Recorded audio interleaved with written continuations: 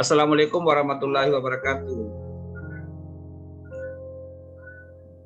Waalaikumsalam warahmatullahi wabarakatuh.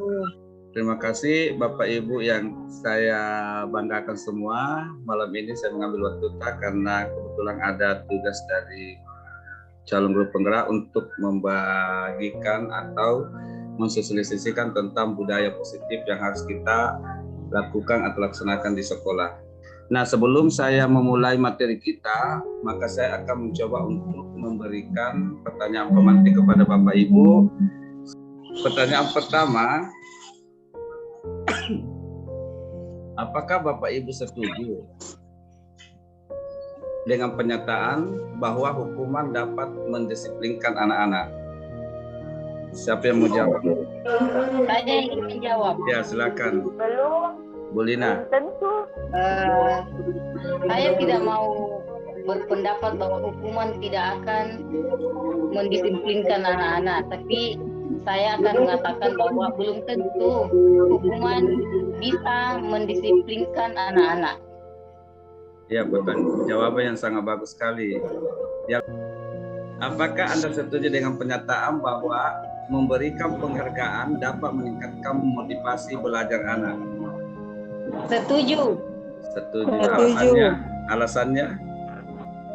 Karena dengan memberikan seperti penghargaan berupa hadiah atau apresiasi hanya berupa ucapan saja, anak itu akan merasa ketagihan untuk melakukan prestasi yang lain lagi agar mendapatkan pujian dan penghargaan kembali. Gitu. Ada yang lain? Biasanya itu anak-anak kalau dikasih penghargaan, biasanya dia akan merasa bangga dengan dirinya dan akan berusaha untuk berbuat yang lebih baik maksudnya. Bagus, ya. Jawaban yang bagus. Tapi nanti kita akan bisa mengetahui jawabannya dengan baik. Apakah jawaban yang kita keluarkan tadi itu betul atau kurang setuju atau tidak setujunya, nanti kita sama-sama bahasnya nanti di slide berikutnya. Yang pertama dulu adalah disiplin positif dan nilai-nilai kebajikan universal. Bapak Ibu yang kami hormati, pada dasarnya kita ingin menerapkan tentang disiplin. Bagaimana anak-anak itu mampu melaksanakan disiplin positif dalam kehidupan mereka sehingga mereka betul-betul memiliki keyakinan bahwa apa yang mereka lakukan itu adalah hal yang positif. Karena selama ini mungkin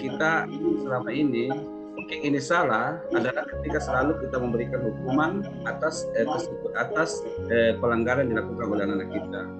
Padahal hukuman itu bukan sebagai solusi untuk mendisiplinkan anak-anak, tetapi justru hukuman itu justru bisa membuat anak-anak mungkin sakit hati, jengkel kepada kita, dan itu mungkin mereka akan merasakan dalam waktu yang jangka panjang.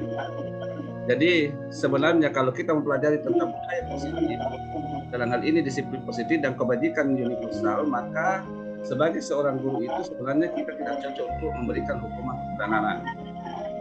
Bahkan penghargaan pun sebenarnya itu tidak kurang tepat ketika kita memberikan penghargaan kepada anak-anak. Nanti kita akan bahas satu persatu. Nah, bagaimana supaya kita bisa disiplin positif? Maka kita harus menggunakan teori tentang kontrol. Kalau perubahan paradigma stimulus respon menuju ke teori kontrol. Dalam hal ini, kontrol. Apakah yang memiliki kontrol itu guru atau anak sendiri yang memiliki kontrol, yang harus mengontrol dirinya? Nah, mungkin selama ini mungkin kita lakukan, kita kadang-kadang yang mengontrol anak-anak, bukan anak-anak yang mengontrol dirinya sendiri. Jadi masih sering kita menggunakan teori stimulus respon, yang seharusnya anak-anak itu adalah menggunakan atau menerapkan teori kontrol, bukan stimulus respon. Karena stimulus respon ini adalah perubahan daripada teori kontrol ini merupakan rangkaian perubahan daripada stimulus respon. Coba kita bandingkan, misalnya stimulus respon itu orang lain bisa mengontrol saya, artinya mungkin di sini saya sebagai siswa bisa saja guru yang mengontrol saya, sehingga saya melakukan satu tindakan itu tergantung dari kontrol daripada seorang guru. Nah, kalau misalnya siswa itu mampu, kalau di teori kontrol siswa itu bisa mengontrol dirinya sendiri dan harus mengontrol dirinya sendiri. Dia tidak bisa dikontrol oleh orang lain. Coba, seumpama Bapak Ibu, ada sebuah barang yang Bapak Ibu sangat suka sekali. Kemudian Bapak Ibu genggam dengan erat-erat, tetapi ada seseorang yang menyuruh Anda untuk membuka genggaman Anda itu dengan rayuan atau memberikan sogokan dan lain-lain sebagainya. Apakah Bapak Ibu akan membuka genggaman itu? Kalau saya tidak, Pak. Nah, tidak. Biasanya saya tidak mau memberikan karena barang yang sudah saya genggam dan diminati orang lain berarti barang itu bagus dan terbaik karena orang lain menginginkannya dan saya semakin tidak mau memberikannya. Nah, inilah yang disebut dengan teori kontrol, bahwa kita tidak mau dikendalikan oleh orang lain, tetapi kita yang harus mengendalikan diri kita sendiri. Ini salah satu penerapan disiplin positif, bahwa sehebat apapun orang melakukan hal itu kepada kita, tetapi ketika kita sudah menyukai apa yang kita barang tersebut, maka kita tidak akan memberikan kepada orang lain. Ini salah satu contoh dari teori kontrol, bahwa kita yang harus mengendalikan diri kita, bukan orang lain mengendalikan diri kita. Ini. Nah, selama ini kadang-kadang kita yang mengendalikan siswa kita. Nah, coba Bapak Ibu lihat bagaimana disiplin positif dalam hal ini teori kontrol menurut Dr. William Glasser. Ini ada skemanya. Anda tidak bisa mengontrol orang lain, hanya Anda yang bisa mengontrol diri Anda sendiri. Ya. Makna disiplinnya belajar kontrol diri dengan menggali potensi kita agar tercapai tujuan mulia, yaitu sesuatu menjadi seseorang yang kita inginkan berdasarkan nilai-nilai yang kita hargai.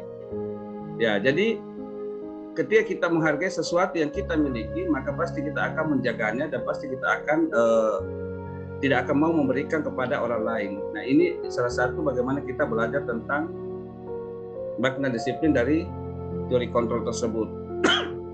Kemudian yang kedua, bahwa apapun yang dilakukan anak-anak itu semua perilaku memiliki tujuan. Baik itu perilaku negatif maupun perilaku positif, itu semua memiliki tujuan dan anak-anak itu pasti melakukan itu karena ada tujuannya. Itu. Nah, disinilah kemudian muncul yang disebut dengan teori motivasi. Di mana teori motivasi itu yang pertama adalah untuk menghindari hukuman. Nah, kira-kira kalau untuk menghindari hukuman, itu sebenarnya masuk dalam kategori motivasi ekstrinsik, artinya motivasi yang berasal dari luar. Yang kemudian yang kedua adalah untuk mendapatkan imbalan. Nah, mendapatkan imbalan itu juga merupakan motivasi ekstrinsik atau motivasi dari luar. Jadi tadi yang pertanyaan pemantik yang saya sampaikan di awal itu tentang apakah hukuman itu bisa mendisiplinkan? Ya, sebenarnya bisa, tetapi itu tidak bakalan bisa maksimal karena itu berasal dari luar. Itu motivasi dari luar. Jadi yang kita harapkan itu adalah bagaimana anak-anak mampu membangun motivasi intrinsik atau motivasi yang muncul dari dalam diri kita. Makanya kita mengajak anak-anak diskusi ketika punya masalah, ataupun yang tidak punya masalah kita ajak diskusi supaya kita mampu melahirkan anak-anak yang memiliki motivasi dari dalam dirinya. Karena sehebat apapun orang di sekitar dia memotivasi dia, kalau bukan dia yang memotivasi dirinya tidak akan bisa. Ini. Kemudian ada juga 5 posisi kontrol. Nanti Bapak Ibu akan tahu Anda biasanya selama ini berada di posisi kontrol mana. Apakah Bapak Ibu termasuk penghukum, pembuat anak didik itu merasa bersalah, atau anak didik itu sebagai teman, atau kita sebagai pemantau, atau kita sebagai manajer buat anak didik kita. Nah, ini akan terjawab nanti pada segitiga restitusi, di mana segitiga restitusi itu adalah menstabilkan identitas, validasi kebutuhan, dan menanyakan keyakinan. Sementara ada 5 kebutuhan dasar manusia. Yang pertama, manusia itu ingin bertahan hidup. Yang kedua, manusia itu ingin penguasaan. Yang ketiga, kasih sayang dan rasa diterima. Yang keempat, kesenangan. Dan yang kelima, kebebasan. Untuk menghindari ketidaknyamanan atau hukuman, itu sebenarnya motivasi eksternal. Makanya itu saya tadi di awal mengatakan bahwa hukuman itu bisa mendisiplinkan sebenarnya hanya sesaat, karena itu berasal dari luar. Kemudian ketika kita memberikan penghargaan kepada anak-anak, itu sebenarnya bukan memotivasi mereka. Karena kenapa? Ketika mereka nanti tidak bisa mendapatkan lagi penghargaan itu, maka atau ketika dia dikalah oleh temannya, anggaplah misalnya ranking 1 di kelas, itu kan penghargaan. Di kurikulum Merdeka ini tidak boleh sama sekali ada peringkinan. Kenapa? Karena akan menimbulkan beberapa masalah di antara anak-anak ketika selalu diberikan peringkinan. Sementara anak-anak masing-masing punya potensi. Ada anak yang hebat di bahasa Jerman, ada anak di matematika, ada anak yang hebat di fisika, dan lain-lain sebagainya. Nah, ketika kita memberikan penghargaan, dan ketika anak-anak mengalami down, tidak menerima penghargaan itu, maka bisa saja anak tersebut bisa down. Imbalan atau penghargaan itu adalah motivasi eksternal atau motivasi dari luar.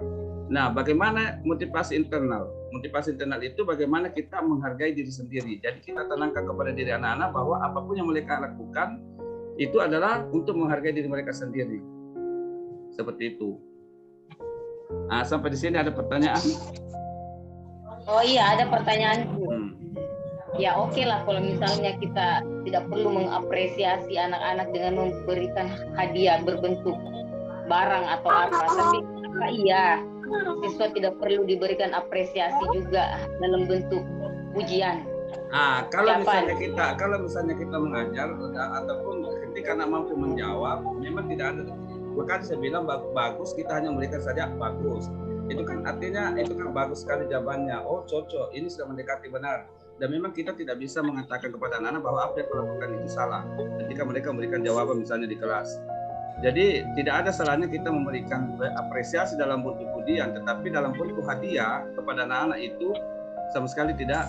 Sebenarnya bukan, karena hadiah itu sebenarnya motivasi dari luar.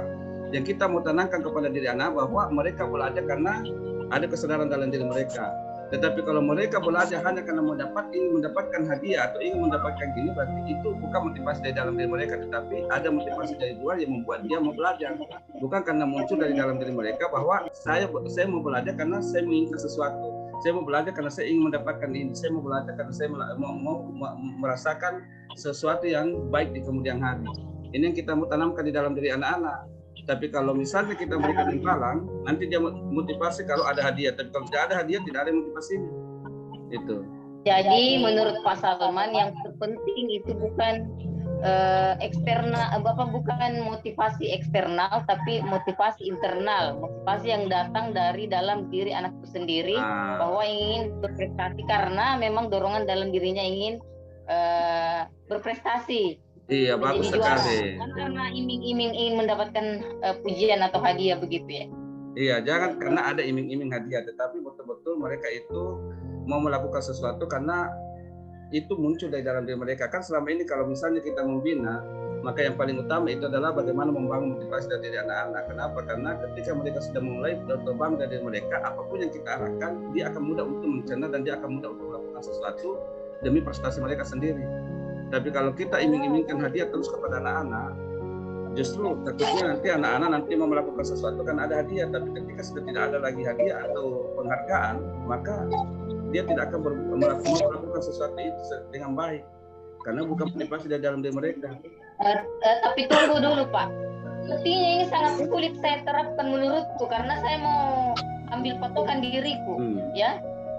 Tidak bisa dipungkiri bahwa pemberian hadiah ataupun pujian ke siswa yang sudah melakukan hal positif, juara, prestasi, itu sangat berpengaruh untuk siswa itu sendiri untuk lebih meningkatkan dirinya ke depannya, mengembangkan dirinya ke depannya. Dan ketika sudah tidak pernah lagi ada pemberian imbalan seperti itu, pasti anak-anak juga merasa hambar begitu. Tidak ada motivasinya. Tidak bisa dipungkiri yang seperti itu, bahwa memang siswa selalu berusaha memberikan terbaik di samping karena ada motivasi diri sendiri, tapi yang terbesar adalah ingin mendapatkan pujian dan imbalan itu sendiri. Nah, berarti itu saya katakan bahwa dia masih mengharapkan motivasi dari luar. Sebenarnya tidak ada salahnya, cuma yang kita mau bangun kepada diri anak-anak itu adalah bagaimana mereka mampu membangun motivasi dalam diri mereka sendiri. Tapi jangan sampai itu adalah kemudian PR yang keras buat guru. Bagaimana caranya membuat siswa tidak mengharapkan, tidak selalu mengharapkan imbalan. Iya. Pujian. Selalu jangan. Jadi kita tidak boleh menanamkan kepada diri anak kita bahwa nanti mereka mau berprestasi, nanti mereka mau melakukan sesuatu ketika mereka ada imbalan. Tetapi bagaimana memunculkan pada diri mereka bahwa saya mau melakukan ini karena ini sangat bermanfaat buat diri saya dan masa depan saya. Ini yang kita mau tanamkan kepada diri anak-anak kita. Supaya apa? Supaya tanpa ada pun kita di sampingnya, dia akan bisa melakukan sesuatu hal karena ada motivasi yang muncul dari dalam diri mereka bahwa mereka mau berprestasi, mereka mau melakukan yang terbaik untuk dirinya. Ini yang kita memunculkan pada diri anak-anak. Jangan sampai kemudian anak-anak nanti, tidak tiba-tiba kita tidak memberikan lagi penghargaan, pujian, down me. Kenapa? Karena dia hanya menunggu pujian itu. Tapi ketika anak-anak mampu menanamkan nilai-nilai motivasi pada dirinya, tanpa pujian pun dari kita, dia tetap akan mau melakukan hal yang terbaik untuk dirinya. Karena dia sadari bahwa apa yang mereka lakukan itu adalah yang terpenting untuk dirinya, masa depannya. Itu. Nah itu, makanya kalau saya anak-anak selalu saya sampaikan kepada anak-anak bahwa jangan selalu menunggu motivasi dari orang lain. Kenapa? Karena ketika orang itu sudah tidak ada di sampingmu, maka kamu tidak akan termotivasi. Tetapi yang paling terbaik dalam kalian itu adalah bagaimana memunculkan motivasi dari dalam dirimu sendiri sehingga apapun yang kau lakukan, kau ingin mempersembahkan yang terbaik untuk dirimu. Itu. Jadi ketika kamu mau melakukan itu, maka kamu akan bisa mempersembahkan yang terbaik untuk dirimu karena kamu betul-betul memunculkan itu dari dalam diri kamu. Kamu menyadarinya sendiri bahwa ini penting untuk diri saya. Tetapi kalau kau selalu menunggu pujian, maka yakin bahwa hal itu tidak akan berdampak terlalu baik untuk masa depanmu di kemudian hari. Karena ketika tidak ada lagi orang yang memuji kamu, maka itu bisa membuat kau down.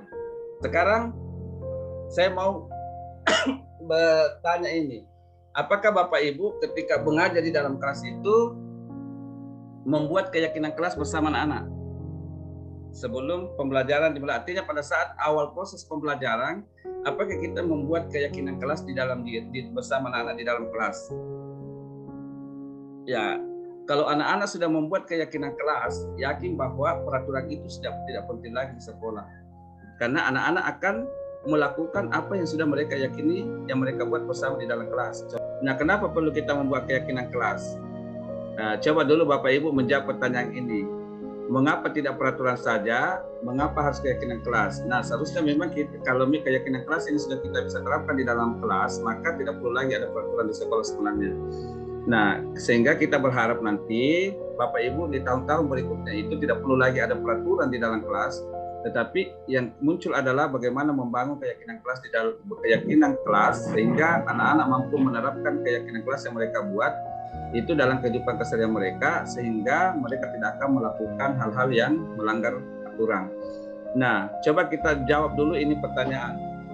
Mengapa kita memiliki peraturan harus menggunakan helm bila mengendarai kendaraan roda 2? Untuk memberikan keamanan kepada pengendara motor ketika tidak diminta-minta nanti cepat tahu jatuh, kepalanya bisa aman kalau pakai helm.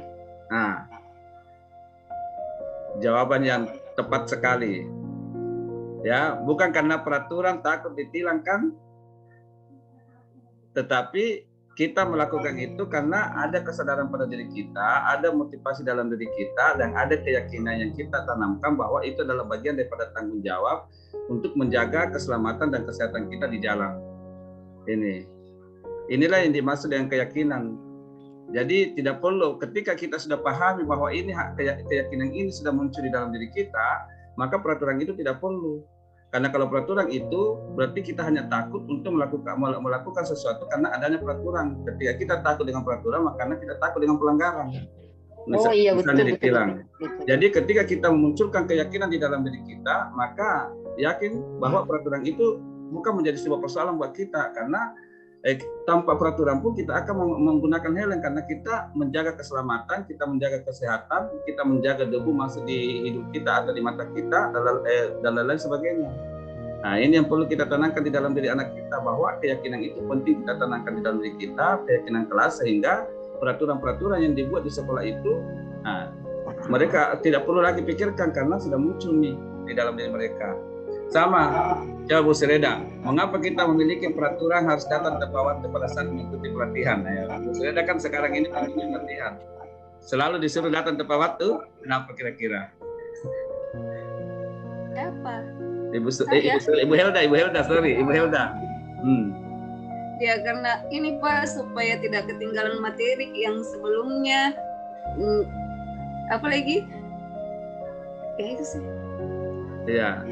Bukan karena ada aturan yang membuat harus datang tepat waktu, tetapi karena takut ketinggalan materi karena dianggap bahwa materi itu sangat penting dalam kegiatan pelatihan tersebut. Nah, inilah yang disebut dengan keyakinan. Nah, keyakinan itu muncul karena adanya motivasi dari dalam diri anak-anak, dari dalam diri kita. Nah, ini motivasi internal ya, bagian dari itu. Nah, ini yang kita mau munculkan pada diri anak kita, bahwa mereka harus memiliki motivasi dari dalam diri. Mereka harus menyepakati keyakinan-keyakinan yang mereka buat sendiri di dalam kelas. Misalnya tanggung jawab, disiplin, kemudian jujur.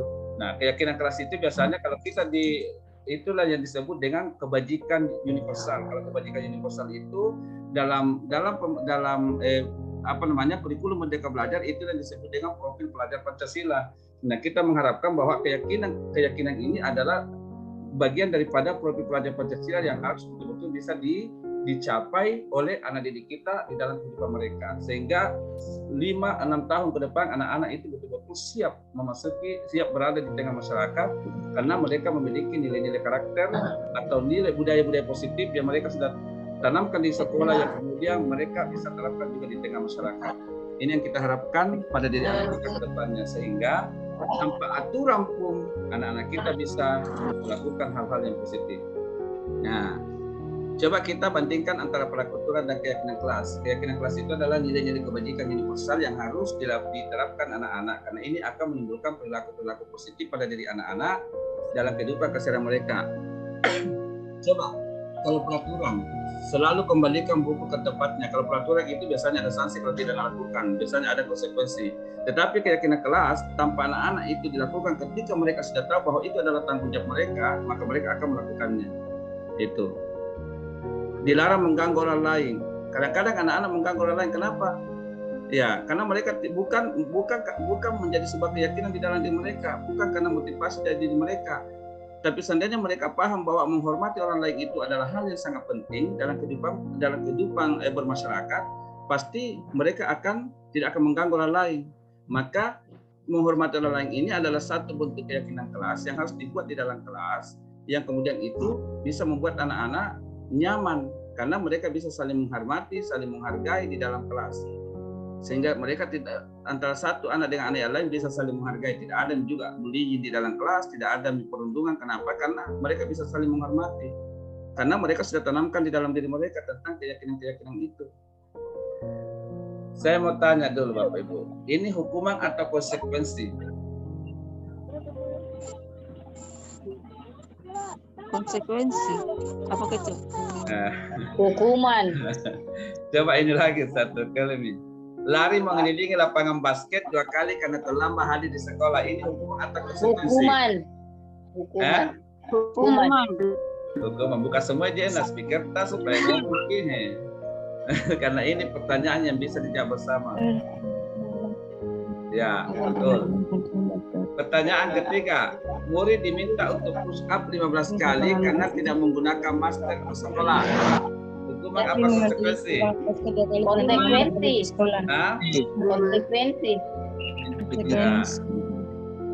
Konsekuensi karena hukuman tidak menggunakan masker. Dia adalah hukuman. Lari. Karena push up itu kan bentuk hukuman. Push up. Coba ini, mengganti kertas tugas teman yang telah dicoret-coret, hukuman atau konsekuensi? Konsekuensi.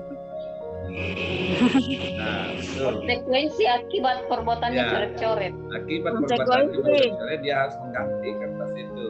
Kalau ini membersihkan tumpahan air di meja tulis karena tersenggol pada saat belajar. Konsekuensi. Oh, jadi gantikan kertas tugas teman yang telah dicoret. Konsekuensi. Murid tidak disuruh untuk mengenakan sepatu serius di sekolah karena tidak mengenakan sepatu hitam. Hukuman atau konsekuensi? Murid tidak disuruh untuk mengenakan sepatu serius di sekolah. Murid tidak disuruh untuk mengenakan sepatu seharian di sekolah. Hukuman. Hah? Konsekuensi. Konsekuensi apa hukuman? Konsekuensi. Konsekuensi. Konsekuensi hukuman. Kamu tidak disuruh untuk menggunakan sepatu seharian di sekolah karena tidak mengenakan sepatu itu. Hukuman. Konsekuensi. Ya, Iya, kenapa hukuman? Karena ini 1 harian, lama sekali. Iya, disiksa anak Ya, tidak pakai sepatu. Selesai. Itu hukuman. Jadi sebenarnya apa definisi perbedaan antara hukuman dengan konsekuensi itu sendiri, Pak? Ya, itu yang tadi saya katakan bahwa hukuman itu bisa memberikan dampak psikis dan fisik kepada anak-anak dalam jangka waktu lama. Gitu. Ya, coba kita perhatikan perbedaan antara hukuman dan konsekuensi.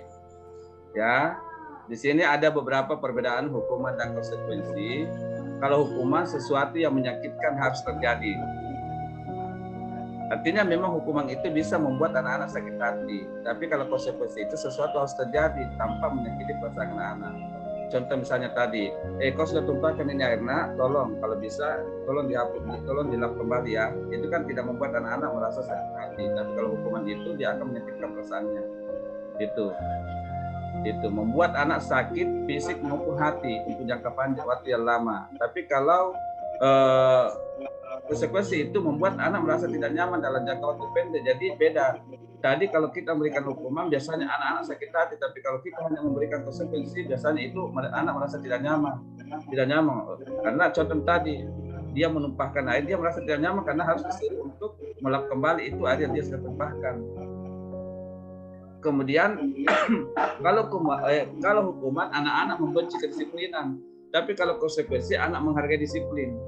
Contoh membenci kedisiplinan, gara-gara ini peraturan misalnya datang jam 7.15, nama si Moki ini, itu kan kadang-kadang anak membenci itu. Tapi kalau konsekuensi dia hargai dari setiap apa yang sebab akibat yang terjadi. Kalau hukuman ada paksaan, kalau konsekuensi ada stimulus tanggapan. Kalau hukuman mendorong anak menyakiti diri sendiri, kalau konsekuensi mendorong anak agar mudah menyelesaikan diri. Kalau hukuman konsep diri yang buruk, kalau konsekuensi konsep diri yang baik. Kalau hukuman anak belajar untuk menyembunyikan kesalahan, kalau konsekuensi anak belajar untuk mematuhi peraturan.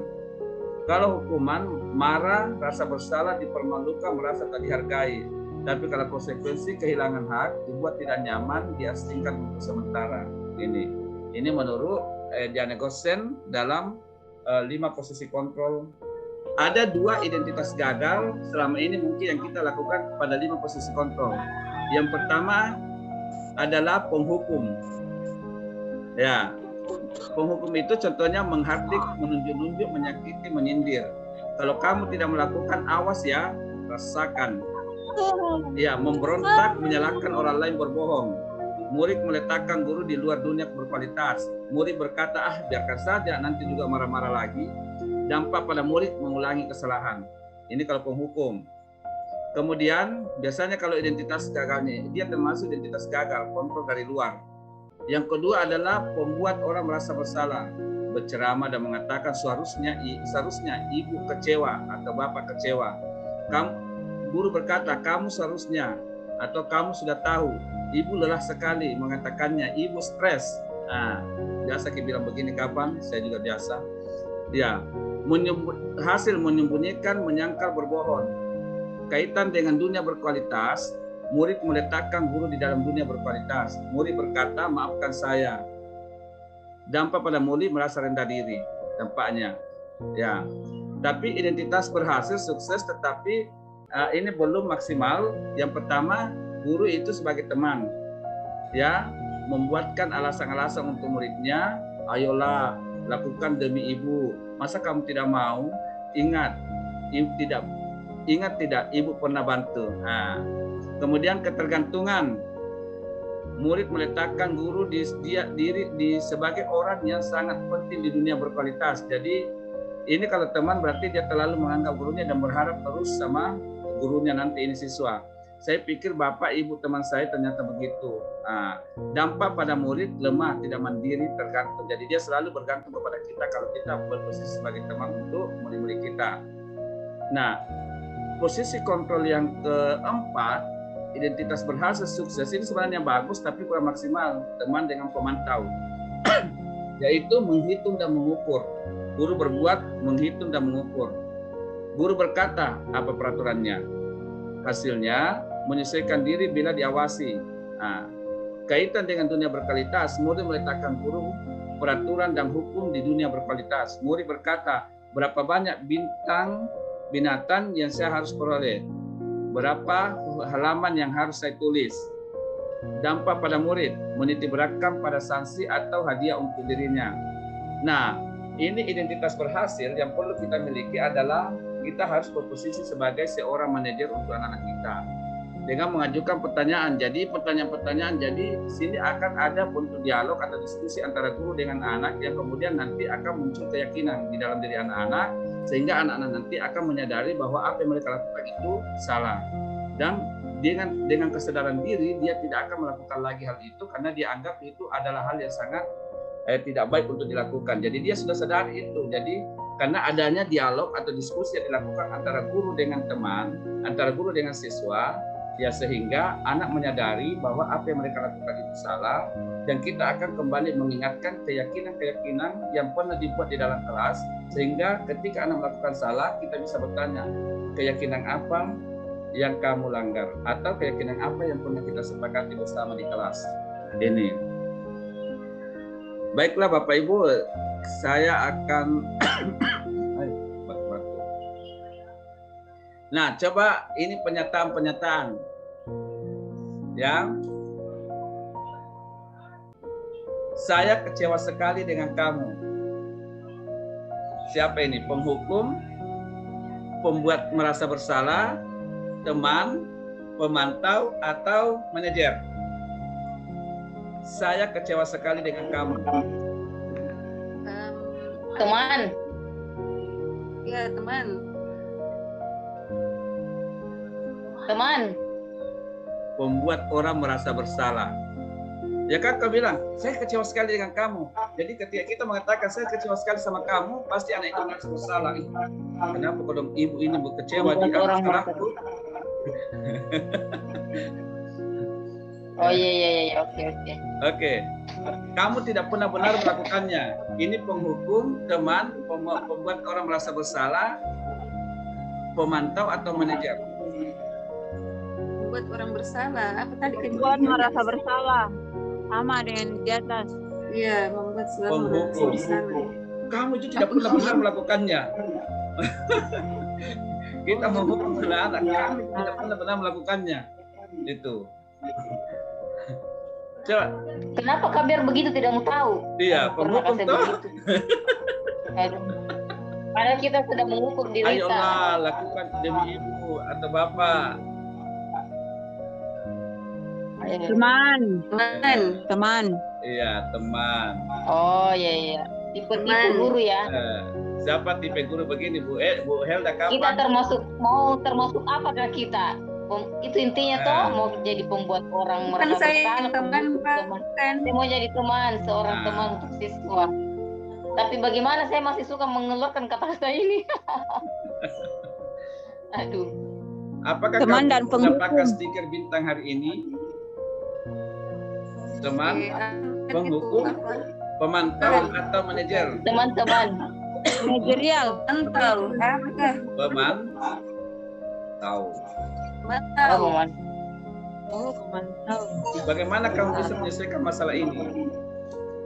Manajer. Nah, Manajer. Ya, manajer. makanya kita selalu mengarahkan anak-anak untuk menyelesaikan masalahnya sendiri. Kan manajer itu selalu tidak mau tahu, pokoknya beres. Iya, pokoknya dia mau anak-anak itu berani untuk menyelesaikan masalahnya sendiri. Nah, kita harus berposisi di situ. Kamu selalu yang paling terakhir. Mantau kapang. Membuat orang merasa bersalah. Iya. Saya kecewa. Membuat orang. Oh, penghukum. Coba Kak. Termasuk siapakah kita? Kamu berada di posisi mana? Kalau Bapak saya Ibu kadang selama ini? Teman. Kalau saya semua saya pernah alami. Pernah semua alami di? Iya. Luar biasa. Ya. Tapi sebaiknya Bapak Ibu sekarang condong kita ke belajar teman. bagaimana kita bisa menjadi manajer buat anak. Tapi refleks, Ya. kita mau jadi teman, tapi refleks tiba-tiba jadi penghukum. Nah, ini teman, pemantau, manajer, penghukum. Ini teman, pemantau, manajer. Ini sebenarnya sudah bagus, tapi yang paling bagus kita menjadi manajer. Ya, ini 7 menit lagi Bapak Ibu. Tapi menurutku manajer itu terlalu diktator. Bukan Memaksakan. diktator, Bu. Tapi kita betul-betul belajar berdiskusi dengan anak untuk menyelesaikan masalah. Jadi Ada kolaborasi. ada kolaborasi. Jadi kita selalu memberikan pertanyaan yang membuat anak menjawab dan dia menyadari, oh iya nih dari pertanyaan Bapak ini dia sadari bahwa oh apa yang saya lakukan salah. Justru kita mengayomi dia, memberikan dia, mengajarkan dia untuk belajar menyelesaikan masalahnya. Nah ini kan yang diharapkan sekarang adalah bagaimana anak belajar menyelesaikan masalah dengan keyakinan-keyakinan yang kita buat bersama di kelas ataupun di kelas atau di sekolah. Ini. Nah, yang terakhir adalah segitiga restitusi, Bapak Ibu. Ini segitiga restitusi, inilah yang disebut, ini yang sangat penting sekali dalam hal melakukan budaya positif kepada diri anak-anak. Jadi, ketika anak-anak bersalah, maka kita bisa menerapkan segitiga restitusi ini kepada mereka. Inilah segitiga restitusi ini pada umumnya diterapkan oleh para manajer di sekolah. Sebagai kita sebagai guru berposisi sebagai manajer untuk anak-anak kita. Nah, segitiga restitusi itu tiap orang melihat ya segitiga restitusi itu yang pertama adalah menstabilkan identitas. Ya, biasanya kalau menstabilkan identitas, kalau ada anak-anak salah dan dia menyampaikan, oh saya kesal sekali Pak temanku membuli saya di kelas. Oh, nah itu jadi kita bilang, oh setiap orang pasti pernah melakukan kesalahan. Nah itu biasanya menstabilkan identitas. Kamu bukan satu-satunya yang pernah melakukan ini. Oh iya, nah ketika saya berada pada posisi kamu, saya pun juga pasti merasa jengkel ketika dia tapi bagaimana kita nanti membuat anak itu merasa oh dia dengan nantinya akan merasa bahwa apa yang dilakukan jengkel dan marah ketika dibully itu merasa dibully sehingga anak-anak nanti merasa oh apa yang saya lakukan tadi ternyata salah misalnya. Jadi dia bisa mengambil keputusan. Ketika kita sudah menstabilkan identitas, maka kita melakukan validasi kebutuhan. Kamu misalnya contohnya kamu tentu punya alasan mengapa kamu melakukan itu. Adakah cara yang lebih efektif untuk mendapatkan apa yang kamu butuhkan misalnya? Yang ketiga adalah menanyakan keyakinan. Nilai apa yang telah kita sepakati? Misalnya kita sudah membuat keyakinan di kelas, nilai apa yang telah kita sepakati? Kamu ingin menjadi orang seperti apa?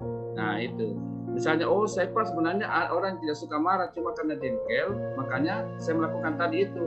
Karena saya merasa dirugikan Pak, misalnya seperti itu. Nah, kita munculkan keyakinan kembali, kira-kira keyakinan kelas kita seperti apa nak? Cocok enggak? Nah, bagaimana kira-kira? Apakah kamu menyelesaikan masalah ini dengan baik? Atau masih mau membenci teman kita? Mau baikan? Nah, atau bagaimana? Kita mencari solusi yang terbaik untuk kebaikan kita bersama misalnya. Ini yang kita harapkan kita lakukan kepada anak didik kita misalnya. Sehingga anak-anak merasa, oh iya saya sudah pernah bikin keyakinan kelas. Maka saya tidak boleh melanggar keyakinan kelas itu dan saya harus menanamkan nilai itu ke dalam diri saya. Sehingga apa? Sehingga ketika ada terjadi masalah antara anak dengan anak, itu tidak akan berbuntut panjang, tetapi mereka bisa menyelesaikannya dengan baik. Ini yang kita harapkan. Nah, setelah refleksi ini, saya bertanya dulu, masih ada waktu 1 menit. Hal baru apa yang mengubah paradigma yang saya dapatkan setelah mempelajari modul ini? Siapa bisa jawab? Perasaan bahwa apa yang kita lakukan selama ini kepada anak itu salah. Iya. Kurang tepat barangkali. Jadi mari kita sama-sama mudah-mudahan tahun-tahun berikutnya kita sudah bisa membuat perubahan sehingga anak-anak mampu betul-betul menjalankan budaya positif, menerapkan budaya positif, perilaku-perilaku positif, yang tanpa peraturan pun di sekolah anak-anak sudah menunjukkan perilaku-perilaku positif yang membanggakan buat kita, membanggakan buat anak dan membanggakan buat masyarakat. Jadi ini yang kita harapkan. Mari kita sama-sama untuk menerapkan nilai-nilai budaya positif, membuat keyakinan kelas di dalam diri anak-anak, keyakinan kelas, sehingga ketika anak melakukan kesalahan kita langsung ingatkan tentang keyakinan yang sudah dibuat bersama di dalam kelas tersebut. Nah, sehingga anak-anak langsung menyadari, oh jadi saya pernah membuat keyakinan kelas ini dan ini pelanggarannya, saya tidak boleh lagi melakukan hal itu. tanpa membuat anak-anak merasa sakit hati. Ini. Bapak Ibu guru yang hebat, mari kita lihat penerapan segitiga restitusi bersama salah satu siswa yang bermasalah di sekolah. Ya, siang Kevin. Siang Pak. Ya, kira-kira kenapa Bapak panggil kamu pada hari ini di ruangan Bapak? Ada apa, Mas? Saya jengkel Pak, hari ini saya dibully sama teman sekelas saya. Masa saya dituduh mencuri HP teman saya Pak? Ya pasti saya jengkel dan marah dong Pak. Ya, saya paham. Siapapun ketika dituduh itu pasti dia akan membela diri. Termasuk Bapak juga kalau dituduh pasti Bapak juga akan membela diri. Tapi apa yang kamu lakukan pada teman yang kamu tuduh tadi? Akhirnya saya bilang ke Doni Pak, jangan-jangan kamu yang ambil HP tersebut sampai menuduh saya. Oh iya. Jadi saya paham. Terus kira-kira ada tujuan tertentu sehingga kamu melakukan hal itu kan? Iya Pak, pasti ada. Karena kalau saya diam saat dituduh tadi Pak, takutnya teman-teman yang lain mengira bahwa saya yang benar-benar mengambil. Jadi saya melakukan perlawanan kepada Doni Pak. Iya. Ya begitulah. Saya juga ketika dituduh begitu pasti juga saya akan membela diri dan wajar ketika kamu membela diri tentang hal itu. Ya, karena itu adalah hal yang sangat penting untuk kita membela diri ketika kita terikat dituduh tentang sesuatu yang kita tidak lakukan. Untungnya pada saat itu kamu tidak melakukan tindakan yang lebih brutal lagi, seperti memukul dan lain-lain. Betul? Ya Pak, untungnya saya masih bisa sabar dan tidak bertindak gegabah. Walaupun tadi saya sudah sempat jengkel dan marah sekali kepada Doni. Ya, tapi kamu tidak pukul kan? Iya Pak. Ya, untuk kamu bisa bersabar. Kira-kira ketika kamu melakukan hal itu berarti masih ada keyakinan di dalam diri kamu bahwa hal itu tidak baik, atau itu apakah sesuai dengan karakter atau keyakinan kamu? Tidak Pak, saya sebenarnya ini bukan orang yang suka marah-marah Pak. Apalagi kalau marah itu bikin capek Pak. Sebenarnya saya itu orang yang penyabar. Ya saya sih lihat, tapi kan begitulah orang. Nah, kalau dituduh itu kesabaran itu kan ada batasnya. Mungkin pada saat itu kamu lagi emosi. Tapi kira-kira apakah itu sesuai dengan keyakinan yang kamu tanamkan di dalam hati kamu, atau memang sesuai dengan karakter kamu sendiri bahwa marah, jengkel sama teman-teman ketika mereka melakukan kesalahan terhadap kita atau menuduh kita harus membalasnya dengan tindakan seperti ini? Sebenarnya saya sangat menghargai dan menghormati orang lain Pak, tetapi pada saat posisi di situ saya sangat emosi kepada Doni karena sempat menuduh saya mengambil handphone teman saya, padahal itu adalah perbuatan yang bisa dikatakan sangat buruk dan tidak saya lakukan Pak. Nah, kira-kira menurut kamu ketika kamu melakukan itu, ketika kamu tidak jadi memukul temanmu, ketika kamu kemudian mampu menahan emosi pada diri kamu, menahan amarah, keyakinan apa yang ada dalam diri kamu yang betul-betul kamu ingin terapkan? Ya, dalam ke diri saya Pak, tentunya saya akan menerapkan banyak sifat-sifat yang bertanggung jawab dan sabar Pak dalam menghadapi suatu masalah. Nah, betul sekali. Nah, ini bisa ditanamkan di dalam kelas kamu. Keyakinan-keyakinan seperti inilah yang mestinya kita tanamkan di dalam diri kita, di dalam kelas kita, sehingga teman-teman bisa menjadikan ini sebagai sebuah kebajikan yang besar yang harus ditanamkan di dalam diri setiap anak. Sehingga apa? Sehingga kita berharap nanti semua anak yang ada di kelas kamu, bahkan di sekolah ini, bisa menjadi anak yang lebih berbudi pekerti yang baik dan lebih berkarakter positif lagi, dan memiliki budaya-budaya positif yang kemudian itu bisa menjadi membawa pengaruh positif terhadap teman-teman kamu yang ada di lingkungan sekolah kamu. Ya, jadi kira-kira Kevin mau tidak memperbaiki kesalahan yang kemarin, meskipun saya tahu bahwa mungkin itu tuduhan, tapi Kevin juga tetap harus memperbaiki kesalahan itu, bahwa ada satu kesalahan yang kamu lakukan pada situ karena kamu langsung emosinya menghadapi semua itu. Nah, jadi bisa kira-kira memperbaiki kesalahan yang terjadi kemarin, dan kita memperbaiki lagi hubungan yang lebih positif dengan teman-teman kita yang ada di sekolah. Intinya bahwa setiap masalah pasti ada solusi, dan mari kita selesaikan setiap persoalan itu dengan terbuka, dengan lebih saling menghargai, saling menghormati, kemudian kita bisa saling memaafkan satu dengan yang lainnya. Mudah-mudahan kebajikan-kebajikan itu kita bisa tenangkan di dalam hidup kita masing-masing. Bisa? Semangat? Semangat Pak. Oke, saya yakin kamu bisa dan kamu anak hebat. Oke, cheers dulu. Nah, mantap. Oke.